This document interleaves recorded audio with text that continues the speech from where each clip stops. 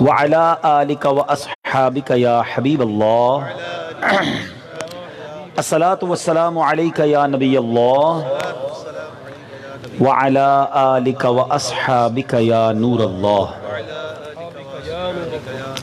میٹھے میٹھے اسلامی بھائیوں، سب سے پہلے تو میں ہمارے حاجی طیب صاحب، ان کے بھائی طارق بھائی اور ان کی پوری فیملی کو اتنا شاندار اجتماع، اتنی خوبصورت محفل سجانے پر مبارکباد پیش کرتا ہوں۔ اور آج مجھے یوں بھی بڑی خوشی ہے کہ میرے استاذ محترم، بلکہ دو میرے اساتذہ یہاں جلوہ فرما ہیں، اور شیخ الحدیث حضرت مفتی اسماعیل صاحب دامت برکاتہم العالیہ، کیا عظیم ہستی ہیں۔ اور الحمدللہ مجھے ان سے کئی اسباق پڑھنے کی سعادت ملی ہے۔ علامہ نثار صاحب بھی موجود ہیں، ان سے بھی الحمدللہ میں نے اسباق پڑھے ہیں۔ تو استادوں کی موجودگی میں یوں تو بیان کرنا مشکل ہو جاتا ہے، لیکن یہ بھی فیلنگ ہوتی ہے کہ چلے پہلے بھی یہی سکھاتے تھے، اب بھی کوئی غلطی کر لی تو انشاءاللہ یہ ہماری تصحیح کر دیں گے۔ اللہ ایسے علماء کا سایہ سلامت رکھے، مزید انہیں برکت نصیب فرمائے۔ مجھے وقت کا بھی اندازہ ہے، کافی دیر ہو گئی ہے، تو میں انشاءاللہ کوشش کروں گا کہ مختصر وقت میں ہی اپنی بات کو پورا کر لوں۔ درود پاک پڑھنے کے بے شمار فضائل و برکات ہیں، اور بہت ساری احادیث فضائل درود میں ملتی ہیں۔ آج جو حدیث پاک میں نے آپ کو سنانی ہے، اس درود پاک کی فضیلت، اس حدیث پاک سے بہت خوبصورت دو تین باتیں ہمیں سیکھنے کو ملیں گی۔ کچھ باتیں عقیدے کے لحاظ سے اور کچھ انشاءاللہ عشق کی باتیں۔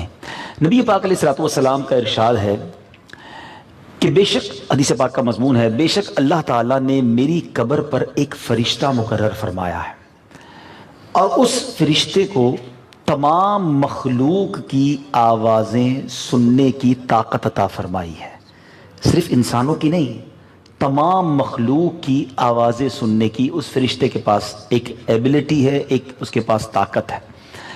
اور نبی پاک علیہ الصلوۃ والسلام فرماتے ہیں کہ قیامت تک میرا کوئی بھی امتی جب مجھ پر درود پاک پڑھتا ہے تو وہ فرشتہ اس درود پاک کو سن بھی لیتا ہے، اور سن بھی لے کر اس درود پاک پڑھنے والے کو پہچان بھی لیتا ہے۔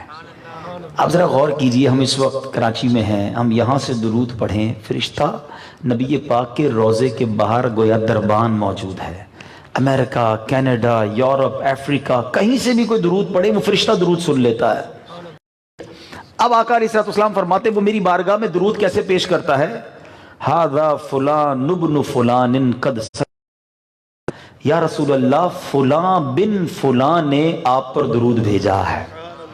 اب دو باتیں بڑی اہم ہیں، مجھے یہ بتائیے، ماشاءاللہ یہ بہت خوبصورت گھر ہے، اللہ ان کے گھر، اگر کوئی دربان، کوئی چوکیدار، کوئی میسنجر کھڑا ہے تو ہمارا یہ ماننا ہوگا کہ دربان سے زیادہ پاورفل شخص گھر کے اندر ہوگا۔ اس کا دربان ہے، یہ اس کا چوکیدار ہے، یا اس کو پیغام دینے والا ہے۔ اب جب وہ فرشتہ جو نبی پاک کی قبر منور پر موجود ہے، اس کی لسننگ پاور، اس کی سماعت کی قوت کا عالم یہ ہے کہ دنیا میں جہاں بھی کوئی درود بھیجے وہ فرشتہ درود کو سن لیتا ہے۔ تو جب فرشتے کی لسننگ پاور، قوت سماعت کا عالم یہ ہے، تو جس در کا دربان ہے مصطفیٰ کریم علیہ الصلوۃ والسلام کی سماعت کا عالم کیا ہوگا۔ اور آپ جو یہ صلاۃ والسلام میں شعر پڑھتے ہیں نا، دور و نزدیک کے سننے والے وہ لعلے کرامت پہ لاکھوں سلام، تو یہ عقیدہ تو حدیث پاک سے ثابت ہے۔ اور پھر ایک اور بات، صرف سنتا نہیں، ایک تو سننا ہے، دوسرا وہ ریکگنائز کرتا ہے، پہچانتا ہے کون پڑھنے والا ہے۔ آ گئی ہے موبائل فون میں بھی، فون کرنے والے کا نام آ جاتا ہے کالر آئی ڈی کے ذریعے، مگر ٹھیک ہے، اس ٹیکنیک کو بھی سینکڑوں سال لگے، مگر آج تک کوئی ایسی سائنٹیفک ایجاد نہیں ہوئی کہ جس کی کال آئے اس کے والد کا نام بھی پتہ چل جائے ہیں۔ مگر فرشتہ بندے کا نام بھی پہچان لیتا ہے، اس کے والد کا نام بھی پہچان لیتا ہے۔ پھر وہی بات، فرشتے کے علم کا عالم یہ ہے جو دربان مصطفیٰ ہے صلی اللہ علیہ وسلم، بتاؤ میرے کا عالم کیا ہوگا۔ سیدی اعلیٰ حضرت ایسے نہیں لکھتے، اور کوئی غیب کیا تم سے نہا ہو بھلا، جب نہ خدا ہی چھپا تم پہ کروڑوں ہو گئی۔ اب درود پاک تحفہ کتنا بڑا ہے، نعمت کتنی بڑی ہے، عشق والی بات زندگی میں، جس سے آپ بڑی محبت کرتے ہوں، بڑی رسپیکٹ کرتے ہوں، اور جب آپ کو کوئی شخص آ کر بتائے کہ جس سے آپ محبت کرتے ہیں، اس پرسنالٹی کے پاس آپ کا ذکر ہوا ہے، آپ کا نام لیا گیا ہے، سچ بتاؤ کیسا لگتا ہے؟ ہیں. مثال کے طور پہ پیر و مرشد سے سبھی کو پیار ہوتا ہے, جو بھی آپ کے پیر و مرشد ہیں. کوئی آ کر کہے یار میں آپ کے پیر و مرشد کے پاس گیا تھا, آپ کا ذکر ہو رہا تھا, بندے کی طبیعت ہری بھری ہو جاتی. واقعی کے بعد اچھا بتاؤ نا کیا بات ہوئی, دوبارہ 2-3 بار سنتا ہے انسان, کہتا ہے ذرا دوبارہ بتاؤ کیا کہا پیر صاحب نے, اچھا میرا نام لیا گیا, کوئی موضوع کیا تھا. اچھا لگتا ہے انسان کو جس کی رسپیکٹ ہو. اب میرے استاد موجود ہیں اور مجھے کوئی آ کر کہے کہ صاحب کے یہاں آپ کی بات ہو رہی تھی, تو اپنی تو دل کی کلیاں کھل جائیں گی نا کہ استاد صاحب نے یاد کیا ہے. تو یہ شاگرد استاد کا رشتہ ہوتا ہے, پیر مرید کا. اور بھی لوگ ہوتے ہیں دنیا میں جن سے بڑی محبت ہوتی ہے, ایسا ہی ہے نا. اب بتاؤ غلام کے لیے اس سے بڑی سعادت کیا ہے, وہ ادھر درود پڑھے ادھر فرشتہ تمہارا نام نبی پاک کے دربار میں لے. نہ صرف میرا نام لے بلکہ میرے والد کا نام بھی لے. ایک بار درود پڑھوں 1 بار نام لے, 100 بار درود پڑھوں 100 بار نام لے. روز اگر حاضری لگانی ہے, روز دربار مصطفیٰ میں نام پہنچانا ہے. سبحان اللہ. بڑے بڑے بیوروکریسی کے دفتر میں جاتے نا لوگ, تو باہر جو پیون ہوتا ہے اس کو ایک پرچی لکھ کے اپنا نام لکھ کے دیتے, خالی صاحب کو نام پہنچا دو, بس باقی صاحب کو پتا ہے, وہ کسی طرح نام پہنچا دو, میں آیا ہوں. دنیا میں کسی بڑی شخصیت کے پاس نام پہنچانے کے لیے سورس لگانا ہے. شہنشاہ مدینہ صلی اللہ تعالی علیہ وسلم کے دربار میں نام پہنچانا کتنا آسان کہ درود پاک پڑھی جاؤ, کثرت سے پڑھی جاؤ. مبارک ہو انہیں جو روزانہ سینکڑوں بار درود پاک پڑھتے ہیں. اور یاد رکھنا, جب کسی دروازے پر ایک فقیر بار بار جائے نا, آپ کے گھر پہ بھی کوئی فقیر بار بار آئے نا, آپ کہتے ہیں روز ہی آتا ہے, اس کا کام کر دو بھائی, یہ روز پرانا فقیر ہے. جیسا ہے نصیر آخر سائل تو پرانا ہے. بن جاؤ نا ایسے سائل کہ روز ہی حاضری لگ رہی ہو. کبھی تو نبی پاک علیہ الصلوۃ والسلام فرمائیں گے کہ یہ غلام روز ہمیں یاد کرتا ہے, چلو آج اس کی بگڑی بنا دیتے ہیں, آج اس کا کام کر دیتے ہیں. تو خدارا فضول باتوں سے بچ کر, آج کل بہت بڑا ٹائم ہمارا سوشل میڈیا لے رہا ہے. موبائل فون نے ایسا لگتا ہے ہمارا فیملی ٹائم بھی لے لیا, ہمارا آرام کا ٹائم بھی لے لیا, ہمارا عبادت ٹائم بھی لے لیا, قرآن ٹائم بھی لے لیا, ذکر و اذکار ٹائم بھی لے لیا. بالکل ایسے غرق ہو گئے ہیں موبائل میں, اور نہ جانے کتنے گھنٹے چلے جاتے ہیں. نہ کرے ایسا. زندگی ایک ہی بار ملتی ہے, بعد ایکسٹرا ٹائم نہیں ملے گا ہمیں. اسی زندگی میں جنت بنانی ہے, اسی زندگی میں ہی درود بھی پڑھنے ہیں, ذکر و اذکار بھی کرنے ہیں, علم بھی حاصل کرنا ہے.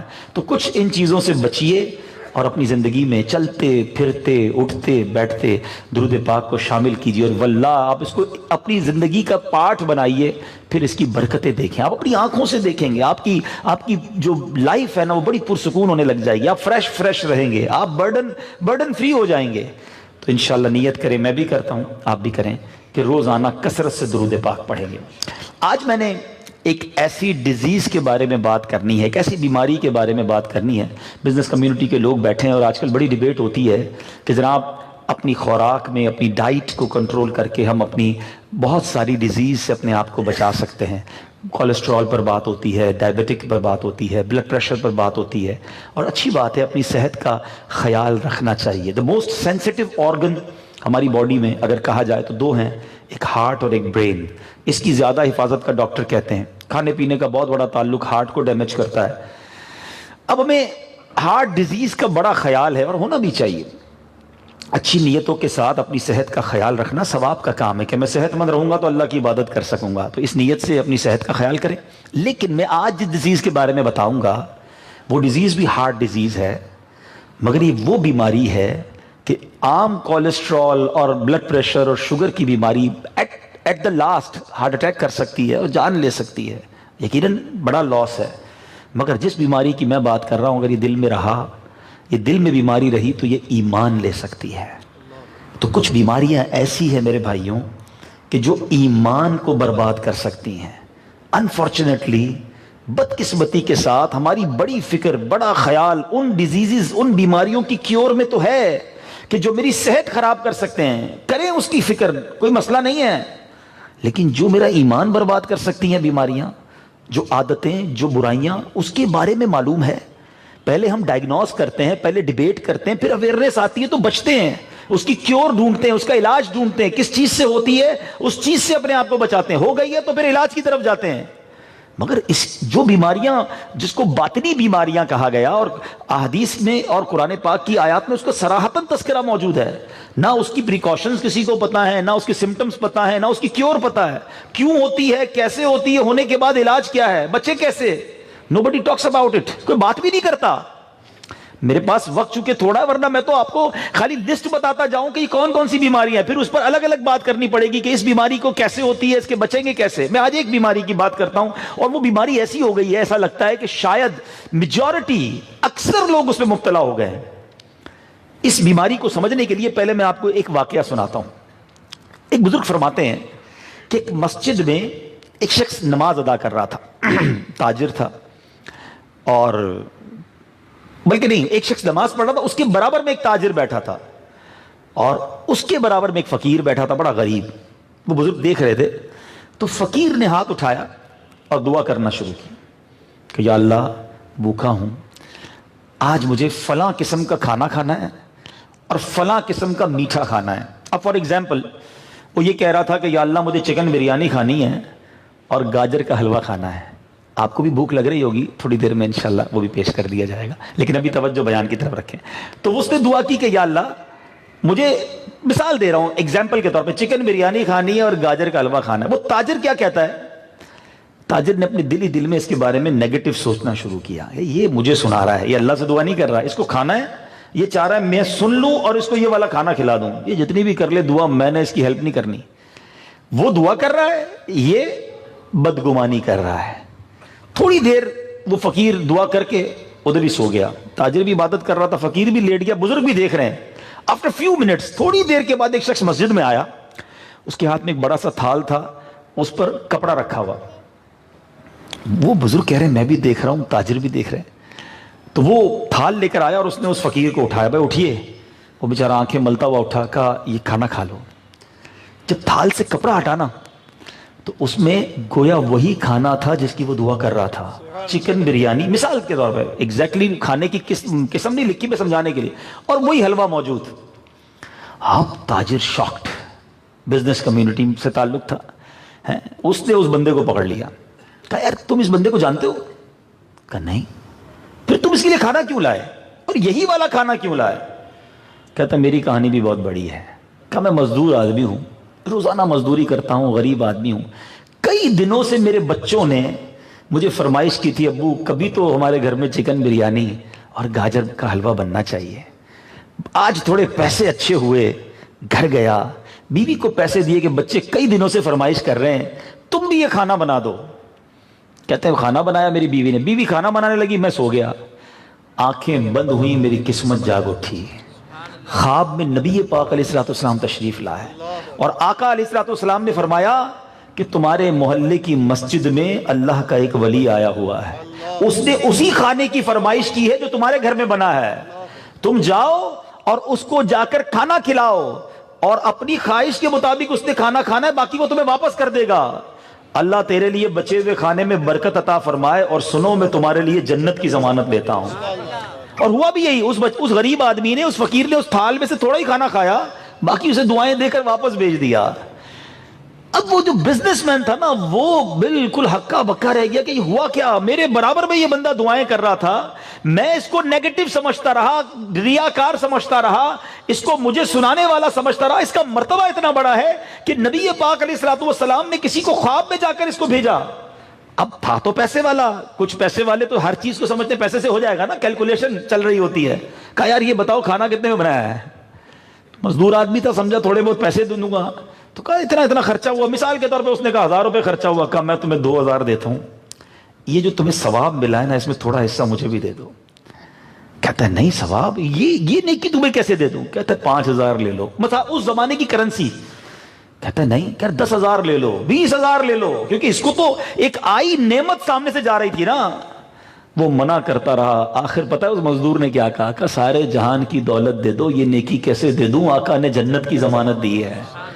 اس واقعے کو علماء کرام نے اپنی کتابوں میں، یہ روض الریاحین نامی کتاب میں یہ واقعہ لکھا ہے. اب وہ تاجر نادم، پریشان ہو کر چلا گیا. کیا پرابلم تھی؟ کس بیماری کی طرف میں نے توجہ دلانی ہے؟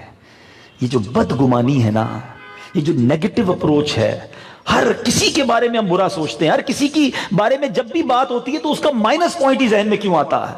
اللہ تبارک و تعالیٰ نے قرآن مجید فرقان حمید میں فرمایا، یا ایھا الذین آمنوا اجتنبوا کثیرا من الظن ان بعد الظن اثم، اے ایمان والو بہت گمانوں سے بچو، بے شک کوئی گمان گناہ ہو جاتا ہے۔ اب غور کیجئے، اتنا سوچتے ہیں، اتنا نیگیٹو اپروچ۔ دو قسم کے گمان ہوتے ہیں، یاد رکھیں، ایک ہے حسن ظن، ایک ہے بدگمانی۔ اور ایک اتنا خوبصورت سینٹنس ہے، اتنا پیارا جملہ ہے بزرگوں کا، آج اگر یاد کر لینا تو میں سمجھوں گا میرا بیان وصول ہو گیا۔ وہ جملہ دل میں بسا لو، حسن ظن میں کوئی شر نہیں اور بدگمانی میں کوئی خیر نہیں۔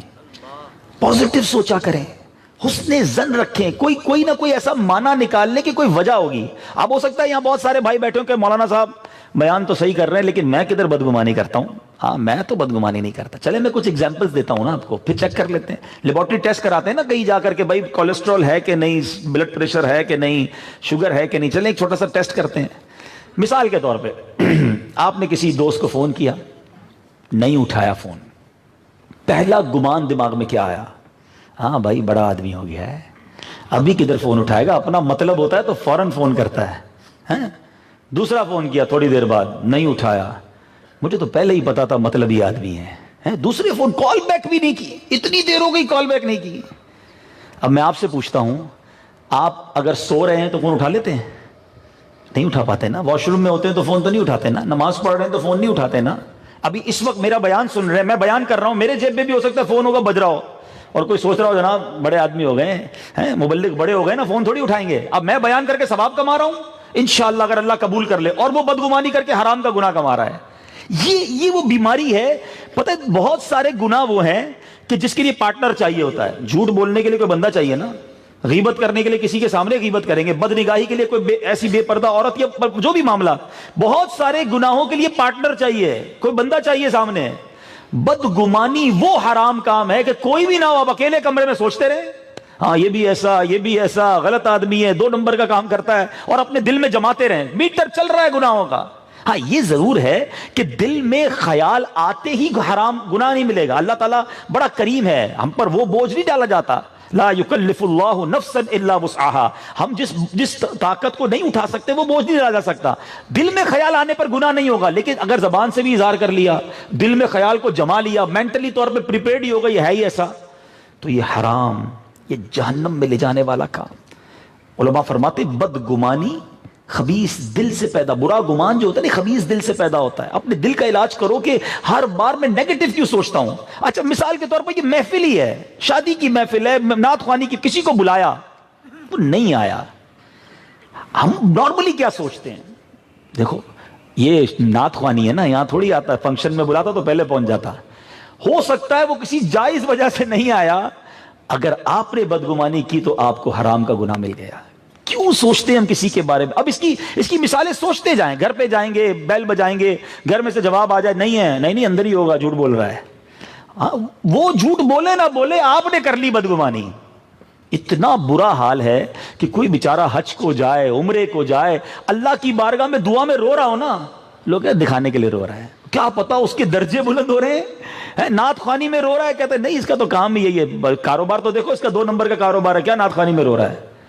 استغفر اللہ۔ آپ سوچئے ہم کیوں ہماری سوئی نیگیٹو سے ہی سٹارٹ کیوں ہوتی ہے؟ کاروبار میں برابر میں کوئی دکان کھولے اور اس کا دکان چل پڑے، اور سر پہ بیچارہ ٹوپی ووپی رکھتا ہو، تسبیح ہاتھ میں ہو، ہاں بھائی یہ کوئی وظیفہ لایا ہے لگتا ہے، میری دکان کی طرف رک کر کے پھونکتا رہتا ہے، میرے پاس گاہک نہیں آتا، اس کے پاس چلا جاتا ہے، وہ درود پاک پڑھ رہا ہے، کوئی بیان سن لیا بیچارے نے، ذکر و اذکار شروع کر دیا، وہ روز اپنے درجے بڑھا رہا ہے، اور ہم بدگمانی کر کے اپنے لیے حرام کا میٹر چلا رہے ہیں۔ عجیب معاملہ ہے۔ عمرے پہ جائیں تو بولے کہاں سے پیسے آتے ہیں، کیوں جاتا ہے بار بار مدینے؟ ہو سکتا ہے کوئی ادھر بھی کاروبار کرتا ہوگا۔ ارے بھائی وہ کاروبار کرے تو بھی جائز ہے، وہ مدینے جائے، نبی پاک بلا رہے، تمہیں پرابلم کیا ہے؟ حج کو کوئی ہر سال جائے، ہمیں ٹینشن شروع ہو جاتی ہے۔ آپ سوچئے۔ اچھا اس میں ایک اور پرابلم بتاؤں، یہ بدگمانی وہ گناہ ہے جس سے دنیاوی بیماری بھی ایک پیدا ہوتی ہے، اور وہ کیا ہے؟ وہ ڈپریشن ہے، وہ بے سکونی ہے۔ مجھے بہت سارے لوگ ملتے ہیں، آپ کو بھی ملتے ہوں گے، نیند نہیں آتی یار، میں بہت سوچتا رہتا ہوں۔ اس کی وجہ یہی ہے کہ آپ نے یا تو کسی کی بدگمانی دل میں پال لی ہے، یا آپ کو حسد ہو گیا ہے، کیونکہ آپ اسی کے بارے میں سوچتے رہتے ہیں۔ اللہ اسے ترقی دیتا رہتا ہے، آپ کو ٹینشن شروع ہو جاتی ہے۔ وَتُعِزُّ مَن تَشَاءُ وَتُذِلُّ مَن تَشَاءُ، اللہ جسے چاہے عزت دے، جسے چاہے نوازے۔ ہمیں کیوں پرابلم ہے کسی کی ترقی سے؟ ہمیں کوئی نیا گھر لے لے ہمیں ٹینشن، کوئی نئی گاڑی ابھی تو لی تھی گاڑی، ایک اور لے لی، ارے یار ابھی پرانے تھوڑے دنوں پہلے نیا فون لیا تھا پھر لے لیا. اللہ اسے دے رہا ہے, وہ لے رہا ہے, آپ کو کیوں پرابلم ہے؟ خدا را پازیٹیو رہیں. اگر آپ خوشحال رہنا چاہتے ہیں نا, اگر آپ ریلیکس رہنا چاہتے ہیں, آپ اچھی نیند سونا چاہتے ہیں, آپ لوگوں کا بھلا سوچیں, لوگوں کے لیے پازیٹیو سوچیں. یہ حرام, جہنم, یہ حسد اور بدگمانی انسان کو بے قرار کر دیتی ہے. آپ کو پتہ ہے انگریزی میں حسد کو جیلسی کہا جاتا ہے. آگ ہے. احادیث میں بھی یہ مضمون ملتا ہے کہ حسد کرنے والا اپنے دل میں دنیا میں بھی جلتا ہے, آخرت میں بھی جلے گا. یہیں سے آگ لگ گئی اس کو, کیونکہ وہ ترقی کر رہا ہے, اس کو پرابلم ہو رہی ہے. بڑا خوبصورت جملہ بزرگ کہتے ہیں, سب کا بھلا, سب کی خیر, سب کے بھلے میں اپنی خیر. آپ سب کے لیے اچھا ہی سوچو نا. کوئی کہے یار اس نے گھر لے لیا, اللہ اس کو اور دے. ارے اس نے گاڑی لے لی, اللہ اس کو اور دے. اس کا نام بڑا مشہور ہو گیا, ہمارے محلے میں کوئی پہچانتا نہیں تھا, ساری دنیا میں کیسے مشہور ہو؟ اللہ نے عزت دی ہے نا, آپ کو کیوں پرابلم ہو رہی ہے؟ تو یہ وہ چیزیں ہیں جو بے سکونی کی طرف لے جاتی ہیں. حدیث پاک کا مضمون ہے, حسد ایمان کو اس طرح برباد کرتا ہے جیسے سرکہ شہد کو برباد کر دیتا ہے. آپ سرکے کو ڈالیں شہد میں, شہد کا بیڑا غرق ہو جائے گا. ایمان برباد کرنے والی بیماری حسد ہے. ایک اور حدیث پاک میں آتا ہے کہ حسد نیکیوں کو اس طرح کھا جاتا ہے جس طرح آگ لکڑیوں کو کھا جاتی ہے. آپ اگر ابھی سردیوں کے دن دوست مل کر لکڑیاں جلاتے ہیں, تھوڑی دیر میں کیا ہوتا ہے, لکڑیاں ختم. سارا دن نمازیں پڑھی, روزے رکھے, صدقہ دیا, ذکر بھی کیا, شام کو آ کے حسد کیا, ساری نیکیوں کو لگا دیا آگ. کمال ہے یار. ان بیماریوں کو سمجھیں, اور یہ بڑی باریک بیماری ہے, پتہ بھی نہیں چلتا. اور یہ حسد اور بدگمانی یہ بھائی بھائی کو ہو جاتا ہے, بہن کو بہن سے ہو جاتا ہے. اتنی باریک بیماری ہے یہ, رشتہ داروں میں ہو جائے گا, دوستوں میں حسد ہو جائے گا, ساتھ کھاتے پیتے ہوں گے, ایسی محبت سے ملتے ہوں گے, ارے بھائی کیا حال ہے, خیریت سے, کھانا وانا تو کھاؤ. اس کے دل میں اتنا حسد ہوگا اس کے لیے کہ اس کی ترقی نہیں دیکھی جا رہی. نہ کریں ایسا. اور یہ اس کا کوئی نقصان نہیں ہوگا جس کے بارے میں حسد ہے یا جس سے بدگمانی ہے. اللہ نے اگر اسے ترقی دینی ہے, اسے ترقی پانی ہے, بربادی آپ کی ہونی ہے. تو آج اس بیماری کو پہلے ڈائگنوز کریں. اور اب میں آپ کو ڈائگنوز کرنے کا طریقہ بتاتا ہوں. سوچیے, میں آپ کو ایک ٹیسٹ بتاتا ہوں. زندگی میں کوئی آپ کے ایسا شخص ہے, غور کریں, سارے بھائی غور کریں, جو مجھے لائیو سن رہے ہیں وہ بھی غور کریں. آپ کی فیملی میں, اچھا یہ بتا دو, حسد یا بدگمانی نارملی اسی سے ہوتی ہے جس کو جانتے ہیں. جس کو نہیں جانتے, مجھے برازیل کے کسی تاجر سے تھوڑی حسد ہوگا, جانتا ہی نہیں اس کو بھائی. آپ کے کولیگز میں, آپ کے دوستوں میں کوئی ہوگا, آپ کی فیملی میں کوئی ہوگا, آپ کے پڑوسیوں میں ہوگا, آپ کی مارکیٹ کا کوئی ہوگا. اسی طرح کے لوگ, آپ کے دعوت اسلامی والے ہیں تو ہمارے ماحول میں بھی ہو سکتا ہے, نعت خوان ہیں, بیان کرنے والے ہیں, آپس میں کسی کے ساتھ بھی ہو سکتا ہے. نارملی ایک ہی فیلڈ والوں کے درمیان زیادہ ہوتا ہے. ٹھیک ہے, اب آپ نے غور یہ کرنا ہے کہ میری زندگی میں کوئی ایسا ہے کہ جب بھی اس کا میرے سامنے کوئی ذکر کرتا ہے, تعریف کرتا ہے, مجھے پرابلم شروع ہو جاتی ہے. ہم بندہ بولتا ہے یار اس کی بات کیوں کرتے ہو, کوئی اور بات کرو نا, اس بار بار اس کی تعریف کیوں کرتے ہو, بات پلٹنے کی کوشش کرتا ہے. اٹ مینز دیر از سم تھنگ رانگ, دل میں کوئی پرابلم ہے, جب بھی تو آپ کو اس کی تعریف اچھی نہیں لگ رہی ہے. ایک ٹیسٹ غور کریں, آپ سب غور کریں اگر کسی کا ہے ایسا. دوسرا, جب بھی اس کو کوئی ترقی ملتی ہے نا, ہمیں پرابلم شروع ہو جاتی ہے. اچھا ایک اور گھر, ایک اور فیکٹری, اچھا اس ملک کا بھی ویزا لگ گیا اس کا, ادھر جا رہا ہے, پھر ٹریول, پھر عمرہ. کمال ہے یار, ٹینشن شروع ہو جاتی ہے. تیسرا ٹیسٹ, جس سے پرابلم ہوگی نا, کب خدا نہ خواستہ اس کو زندگی میں کوئی نقصان ہو جائے, اس کی گاڑی لگ جائے, اس کی اللہ نہ کرے کوئی نقصان ہو جائے, کوئی فیکٹری میں آگ لگ جائے, چوٹ لگ جائے, جب بھی اس کو کوئی نقصان ہوتا ہے نا, آپ کے دل میں خوشی ہوتی ہے, اچھا لگتا, اچھا میں تو چاہتا ہی تھا برباد ہو جائے. سوچو یار کتنا گندا دل ہے اس کا جو کسی مسلمان کی تکلیف میں خوش ہو رہا ہے. یہ خود ٹیسٹ کرنا ہے. کسی سے, آپ کو کوئی نہیں بتائے گا آپ کو کس سے حسد ہے, کوئی آ کے نہیں بتا سکتا آپ کو کس سے بدگمانی ہے. You have to check yourself. آپ کو خود چیک کرنا ہوگا اپنے بارے میں, اس لیے چیک کرنا ہوگا کہ کہیں اندر رہ کر میرا ایمان برباد نہ کر دے. اور میں یقین کریں, اگر بہنیں مجھے سن رہی ہیں, یہ اسلامی بہنوں میں بہت زیادہ ہوتا ہے. اب اگر یہ چیک ہو جائے نا, کوئی بات نہیں, چیک کریں, گھبرائیں نا, اس سے بیماری ہوگی, پتہ چلے گی تو علاج ہوگا. میں علاج بھی بتا رہا ہوں آپ کو, بیان اختتام پہ لے جا رہا ہوں, میں بہت فاسٹ چل رہا ہوں, ورنہ اس موضوع پہ تو میں بہت بات کر سکتا ہوں. اگر یہ چیک ہو جائے کہ ہاں یار مجھے فلاں رشتہ دار سے یا فلاں دوست سے یا فلاں میرے پڑوسی سے یا فلاں سے ہو گیا حسد, اس کی تعریف اچھی نہیں لگتی, اس کی ترقی اچھی نہیں لگتی, کوئی بات نہیں, پتہ چل گیا نا, ٹھیک ہے. اب میں علاج بتاتا ہوں. سب سے پہلا علاج, بلکہ ہر بیماری, دنیاوی بیماری کا بھی علاج ہے, باطنی بیماری کا بھی علاج ہے. اور وہ علاج کیا ہے؟ اللہ سے دعا کریں. الدعاء سلاح المؤمن, دعا مومن کا ہتھیار ہے. اللہ تو جو چاہے کر سکتا ہے نا. یا اللہ تو نے ہی میرا دل بنایا ہے, کمزور ہوں, آ گیا ہے حسد ہے. اے اللہ میں بدگمانی میں گرفتار ہو گیا ہوں, میرے مالک اندر تکبر بھی آ گیا ہے. مولا گناہ گار ہوں, ریاکار بھی بن گیا ہوں, مگر تو خالق ہے, تیرے خزانوں میں کمی نہیں, کرم کر. گناہ گار آدمی ہوں, ان بیماریوں کو نکال دے میرے دل سے, میرے دل کو پاک کر دے ریاکاری سے, حسد سے, تکبر سے, بغض سے, مسلمانوں کے لیے نیگیٹو سوچنے سے. مولا پاک کر دے. یہ بیماریاں لے کر میں قبر میں نہیں جانا چاہتا. دعا تو کرو نا اللہ سے. پیسوں کی دعا کرتے ہو, کاروبار کی دعا کرتے ہو, گھر کی, پلاٹ کی, بچوں کی, امتحان کی. میں نہیں کہتا نہ کرو, یہ بھی دعائیں اللہ سے کرنی ہے. اور کس سے مانگیں گے؟ مگر یہ دعائیں کیوں نہیں کرتے کہ اللہ مجھے اپنے پسندیدہ بندوں میں شامل کر لے؟ کونین کے والی نبی پاک کی دعائیں تو پڑھیں یار. اللہم اعنی علی ذکرک و شکرک و حسن عبادت. آقا سے بڑا شکر گزار کون ہے؟ مگر پھر دعا کرتے اللہ مجھے مدد کر, میری تیرا شکر بھی کروں, تیرا ذکر بھی کروں, تیری بہترین عبادت بھی کروں.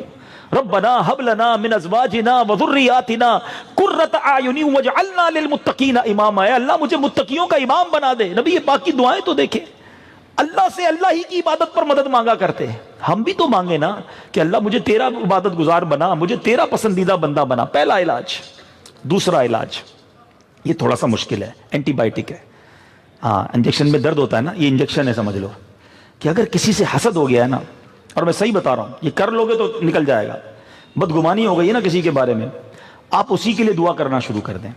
مثال کے طور پہ آپ کو کسی کی خوبصورتی سے حسد ہے, یار اتنا اچھا دکھتا کیوں ہے, یا کسی کے پیسوں سے حسد ہے, کسی کی آواز سے حسد ہے, کسی کی شہرت سے پرابلم ہو گئی ہے, کسی کے کاروبار سے پرابلم ہو گئی, جس چیز سے پرابلم ہے نا, اللہ سے دعا کریں اللہ اس کے کاروبار میں اور برکت ڈال. بڑی بھاری ہے یہ دعا. آپ بولو گے یار مجھے اچھا نہیں لگتا, آپ کہہ رہے ہیں میں ہی دعا کروں. ہاں بھائی, درد تو ہوتا ہے نا دوائی کھانے میں, تھوڑے دن کی بات ہے. پھر پتہ کیا ہوگا, آپ کہیں گے نہیں اللہ اس کو اور خوبصورتی دے, اس کو اور اس کی آواز میں برکت دے, اس کی شہرت میں اور اضافہ کر. پہلے مشکل لگے گا, تھوڑے دنوں بعد کیا ہوگا, کوئی کہے گا یار پتہ چلا اس کا کاروبار اور بڑھ گیا, تو آپ کا دل جواب دے گا میں بھی تو دعا کرتا ہوں, بڑھنا ہی ہے نا. اب آپ جب دعا کر رہے ہوگے نا تو دل سے یہ چیزیں صاف ہونا شروع ہوں گی. تیسرا ایک اور علاج, پھر بیان ختم. وہ کیا ہے کہ جس سے حسد ہے نا, یا جس سے پرابلم ہے, اس سے ملاقات کریں اچھے انداز میں, اور اس کو پیارا سا اچھا سا تحفہ دیں. کیوں؟ حدیث پاک ہے تہادو تہابو, تحفہ دو محبت بڑھے گی. آپ بولو میرے کو منہ اچھا نہیں لگتا اس کا, اس کو تحفہ کدھر سے دوں؟ یہی تو امتحان ہے. اچھا یہ بول کے مت دینا تیرے سے حسد ہو گیا تھا اس لیے تحفہ لایا ہوں, تو اور گڑبڑ ہو جائے گی. آپ کو پتا ہے, اس کو نہیں بتانا ہے. ہاں, اچھی ملاقات کریں, اچھا سا تحفہ دیں, دعائیں دیں, انشاءاللہ یہ دل سے چیزیں دور ہو جائیں گی. تو بہرحال آج اس مختصر بیان میں یہ بات کرنے آیا تھا کہ اپنے دل پر پلیز غور کریں. بہت ساری نیکیاں ہم کر رہے ہوتے ہیں, نمازیں بھی بعض اوقات پڑھ رہے ہوتے ہیں, بہت سارے اور کام کر رہے ہوتے ہیں, مگر دل میں ان گندگیوں کو پالا ہوا. اور یہ دل میں گندگیاں پتہ ہے نقصان کیا کرتی ہیں؟ بعض لوگ کہتے بھی ہیں قرآن پڑھتا ہوں وہ چاشنی نہیں ملتی, نمازیں پڑھتا ہوں سجدوں کی وہ لذت نہیں ملتی, دعا میں مجھے رونا نہیں آتا, میرے اندر وہ رکت نہیں آتی, کعبے کے سامنے چلا جاؤں پھر بھی وہ کیفیت نہیں بنتی. تو مجھے بتائیں نا, اگر دل میں یہ گندگیاں پالی ہیں, یاد رکھو عبادت کا جو نور ہے نا وہ پاک دل میں آئے گا نا. ایک پیالہ ہو, اس میں آپ تھوڑی سی گندگی بھی ڈال دیں اور میٹھا دودھ بھی ڈال دیں, بتاؤ کیا ہوگا؟ وہ دودھ خراب ہو جائے گا نا, آپ پیئیں گے نہیں, کیونکہ اس میں گندگی پہلے سے ڈلی ہوئی تھی. دودھ کو خراب کر دیا اس نے. ہمارا بہت سارے اسلامی بھائیوں کا ایشو یہ ہے, نماز بھی پڑھتے ہیں, روزہ بھی رکھتے ہیں, تلاوت بھی کرتے ہیں, ذکر بھی کرتے ہیں, صدقہ بھی کرتے ہیں, بہت سارا دودھ ٹھنڈا میٹھا عبادت کا ڈال رہے ہیں دل میں, مگر ساتھ ساتھ کچھ گندگیاں بھی رکھی ہوئی ہیں, اور ان گندگیوں کی وجہ سے وہ ساری عبادت کا جو نور ہے نا وہ میں حاصل نہیں ہوتا, چاشنی نہیں ملتی, رونق نہیں ہوتی, طبیعت میں وہ عبادت کی لذت نہیں ملتی. آپ چاہتے ہو نا کہ ہر سجدہ آپ کے درجے بلند کرے, آپ چاہتے ہو کہ تلاوت کریں تو جی نہ چاہے قرآن بند کرنا, آپ ذکر و اذکار کریں تو آنسو بہنا شروع ہو جائیں. اگر ان رونقوں کو چاہتے ہیں تو پہلے دل میں جو گندگیاں ہیں اسے دور کریں. اللہ میرے دل کو بھی صاف کر دے, آپ کے دل کو بھی صاف کر دے. اور یہی دل کا علاج, یہی باطنی بیماریوں کے بارے میں دعوت اسلامی کے ماحول میں سکھایا جاتا ہے. مدنی چینل پر اسی طرح کے بیانات آتے ہیں. پلیز اپنی فیملی کے ساتھ بیٹھ کر مدنی چینل دیکھا کریں. آپ تو قریب رہنے والے ہیں, فیضان مدینہ آیا کریں. ایوری سیٹرڈے امیر اہل سنت بہت خوبصورت مدنی مذاکرہ کرتے ہیں. یہ باتیں سننے سے اثر ہوتا ہے. مجھے اندازہ ہے ابھی کافی لوگ جس طرح آپ سن رہے ہیں بہت اٹینشن کے ساتھ سن رہے ہیں, اور ہوپ فلی بہت ساری باتیں ریئلائز بھی کی ہوں گی. لیکن یہ بار بار اگر ریئلائزیشن چلتا رہے, بار بار اس طرح کے موضوعات سنتا رہوں گا تو میری عادت بھی بہتر ہو جائے گی. اللہ ہم سب کو عمل کرنے کی توفیق عطا فرمائے. ایک بار پھر میں صاحب خانہ کو, آپ کی پوری فیملی کو بہت ہی خوبصورت محفل منعقد کرنے پہ مبارکباد پیش کرتا ہوں. اللہ پاک عمل کی توفیق نصیب فرمائے. صلی اللہ تعالی علی محمد. ہاں واہ واہ واہ.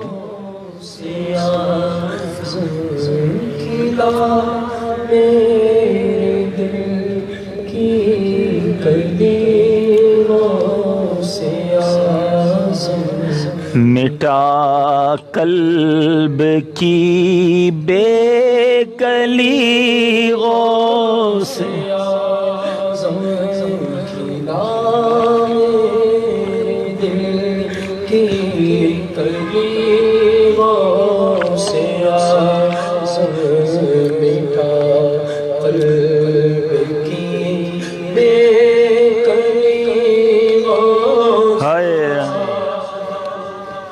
جو قسمت ہو میری پوری اچھی کر دے، جو قسمت ہو میری پوری اچھی کر دے، جو آمد کر دی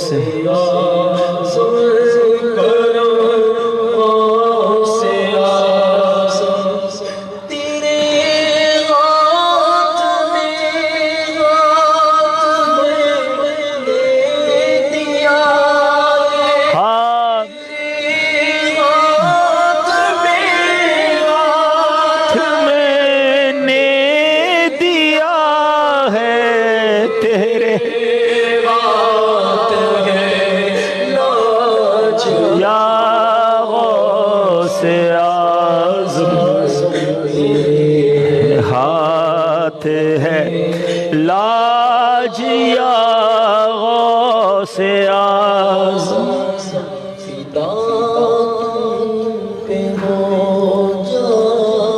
نوری مزتر فدا تم پہ ہو جائے، نوری مزتر فدا تم پہ ہو جائے، نوری مزتر فدا تم پہ ہو جائے، نوری مزتر، یہ ہے اس کی خواہش دلی غوث اعظم.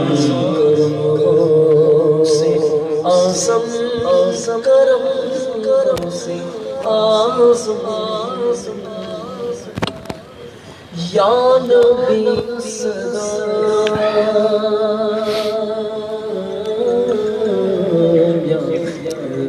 نبی صدا، یا نبی